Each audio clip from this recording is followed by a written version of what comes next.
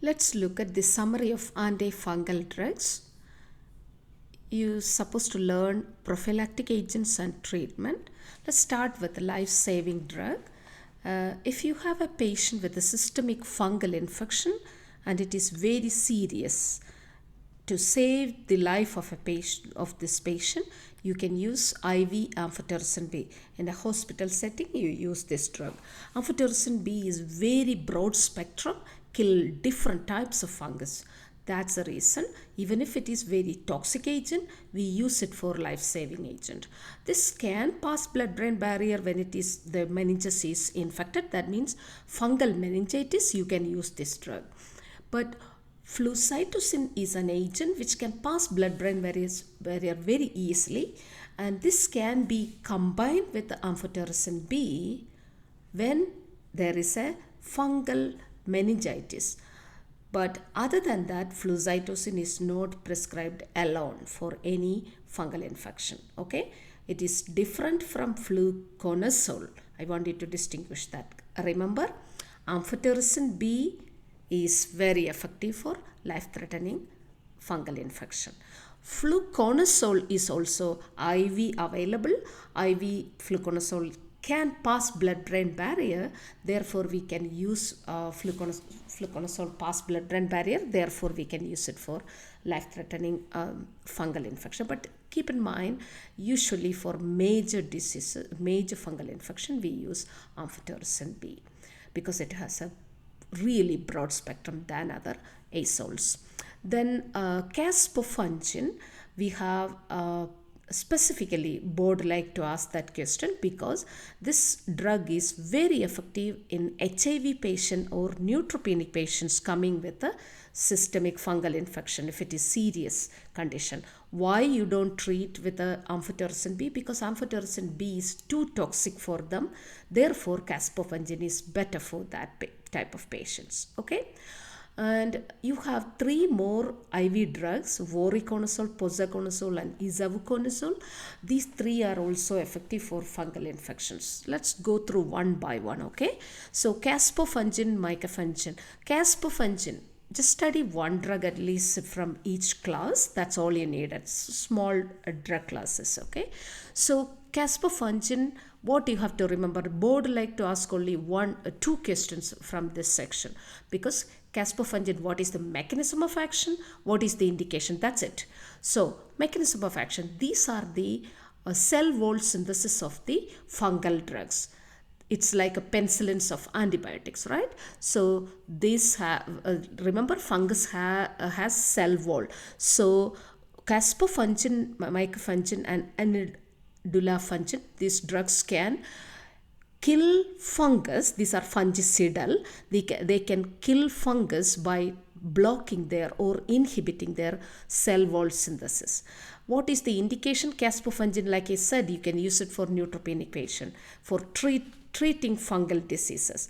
Microfungin, remember that along with this drug, this can be used in neutropenic patient for prophylaxis. Before getting any fungal infection, if they have to take a precaution, especially HIV patient or some are cancer patients, you can give as a prophylaxis. Okay, that's all in that one. Griseofulvin, next class. This is an old drug. Okay, still people use it, and indication, I want you to remember two indications, but one is major. So FDA approved indication for this in children. It is for scalp fungus, that is tine capitis. You can use this drug, Griseofulvin. This is also effective for nail fungus, onychomycosis, but just study one indication, Griseofulvin for tine capitis in children. That is very important. So there are only two questions commonly asked for Griseofulvin. One is mechanism of action, other one is indication. What is the mechanism of action? This has a unique mechanism of action. In fungal cells, this can inhibit the microtubules of the fungus. Then why it is very effective is this has an ability to accumulate in the keratinocytes of our body. Therefore, when a person takes oral Griseofulvin, it's going to deposit in our skin, and if there is anything skin infections of the fungus, it's going to be like it cannot after a month this skin cells going to be superficially moved so that this fungal infection cannot get into our body. Does that make sense? It's completely removed from the system. That's why. Anyway, how do they kill fungus? Actually inhibiting the microtubule. And also this has if you are prescribing this to adult patients, tell them to know to drink alcohol because it has a drug interaction with alcohol. Okay. Terbinafine, next drug. So that's also just study 3 things for terbinafine. I want you to remember indication, that is for nail fungus. So if a patient with a onychomycosis, you can use terbinafine. What is the mechanism of action? This is actually going to inhibit cell membrane synthesis. Cell membrane ergosterol fungal cholesterol synthesis is inhibited at the first stage, that is squaline epoxide enzyme can be inhibited by this drug. That means squaline is very toxic to the cell when it is accumulated in the fungal cell. Therefore, fungus will be dead. It takes time when you treat nail onychomycosis because it is a nail grow very slowly. So this will be effective to treat that condition. And how the mechanism we'll discuss, indication we discuss. Next is adverse effect. I want you to remember one adverse effect, easy to remember, terbinafine taste. So some patients reported taste variation during the treatment. It is not actually irreversible, so it is still fine. Sometimes you can stop the drug and prescribe Griseofulvin or some other, maybe Fluconazole, some other drugs, but terbinafine indication is for onychomycosis. The next is Amphotericin B and Nystatin. These 2 drugs coming in the mechanism of action, it's also cell membrane synthesis inhibition. You need to know the difference between the cell membrane synthesis in 3 classes. First one, by inhibiting this ergosterol synthesis at the squalene epoxide first stage. Last one is in another stage of that is all the azole inhibits cell membrane synthesis in a different stage, but Amphotericin B and Nystatin inhibit cell membrane by poking holes in the ergosterol molecule. That means once the Amphotericin B binds on the ergosterol molecule, they created ion channels so that all the essential ions leak out from fungus cell and fungal cells will die. That is, this is a fungicidal agent, very effective. Amphotericin B, that's a strong agent. For indication, it is life-threatening systemic conditions and meningitis, very broad spectrum of activity. But another board like to ask another question is, what is the adverse effect of Amphotericin B? Commonly asked board question. That is nephrotoxicity. Keep in mind, Amphotericin B can damage distal convoluted tubule and our blood vessels in our kidney. Therefore, renal damage is common with the patients if you are treating for long-term or high dose. In some patients, even if it is given in the normal dose. But Nystatin, another drug that also has the same mechanism of action, same adverse effect. Therefore, Nystatin is also nephrotoxic, but it is more nephrotoxic than Amphotericin B. Therefore, we don't prescribe systemic conditions or any systemic diseases. You don't treat with the Nystatin. But this is very effective topical agent. I want you to remember 3 indications for Nystatin. That's all you have to remember from that section.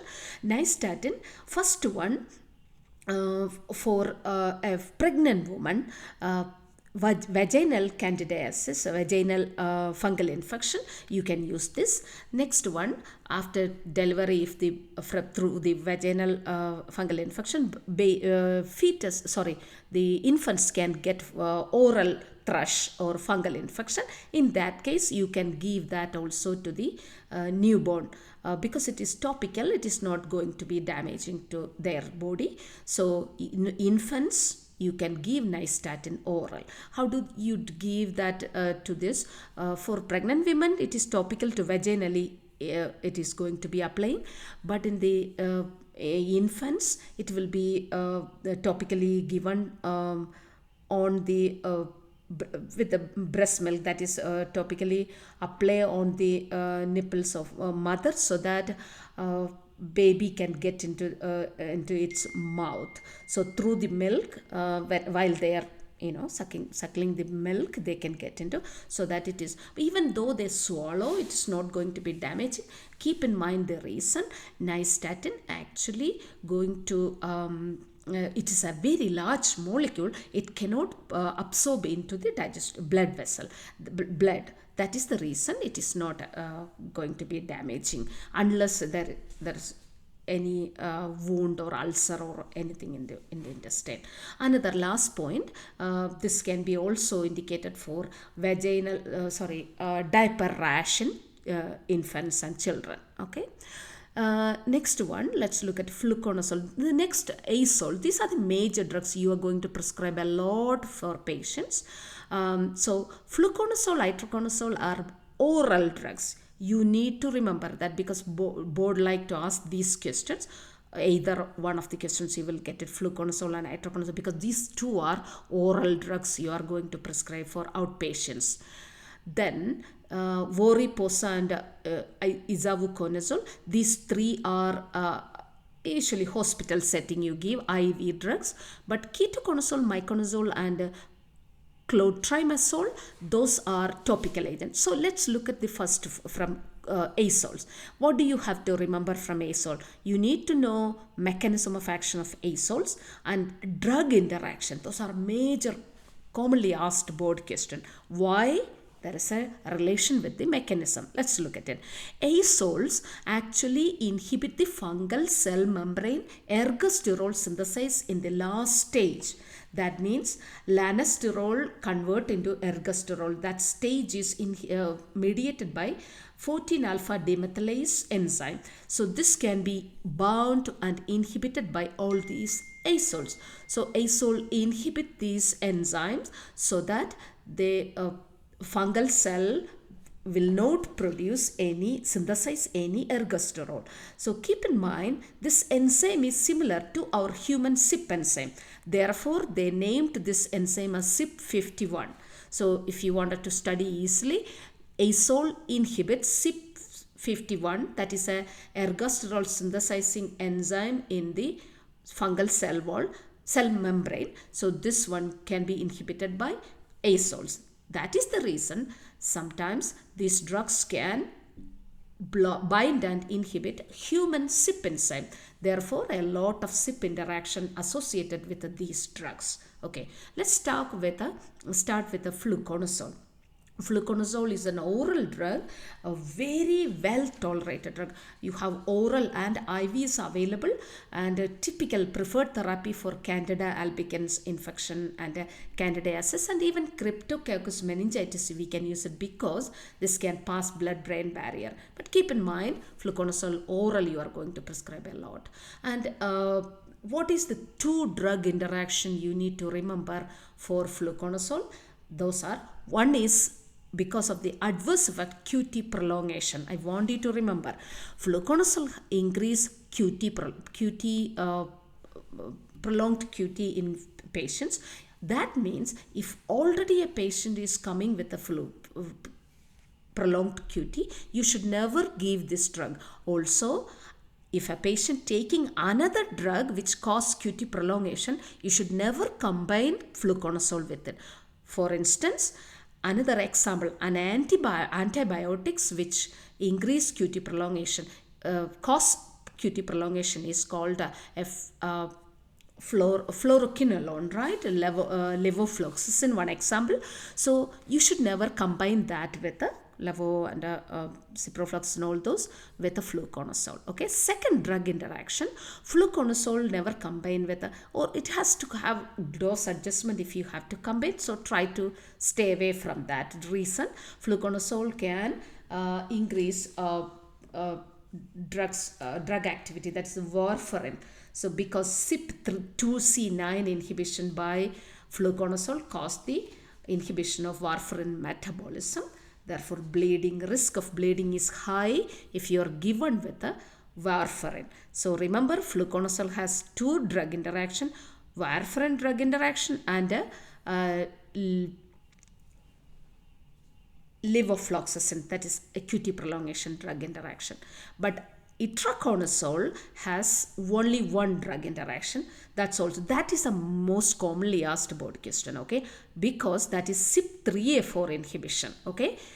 Itraconazole and voriconazole inhibit CYP3A4. You know that most of the drugs are metabolized by CYP3A4. That is the reason those are most commonly asked compared to the fluconazole.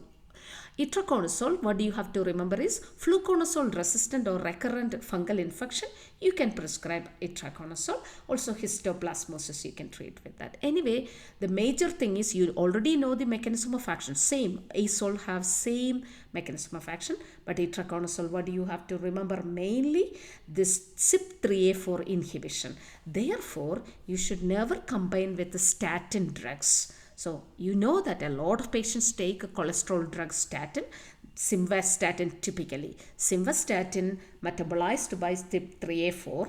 Therefore, if you give this drug itraconazole which inhibits CYP3A4, you get simvastatin accumulation in the patient's body. Therefore, it causes a lot of simvastatin or statin adverse effect called muscle pain, and it can lead to rhabdomyolysis also.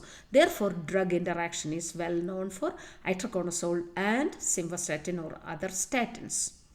Similar drug interaction is also in voriconazole, keep in mind, okay? So voriconazole, what do you have to remember? This is a drug which is important for in the hospital setting, okay? Fluconazole resistant species and also invasive fungal infection, you can use this voriconazole.